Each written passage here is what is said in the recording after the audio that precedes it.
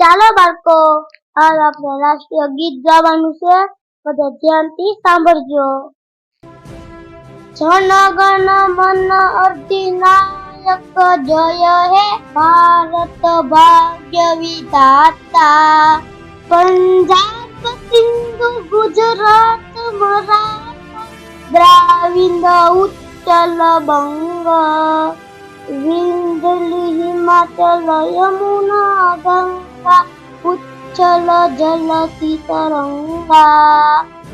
तव शुभ नामे जागे तव शुभ आशीष मांगे गाये तव जय तांका.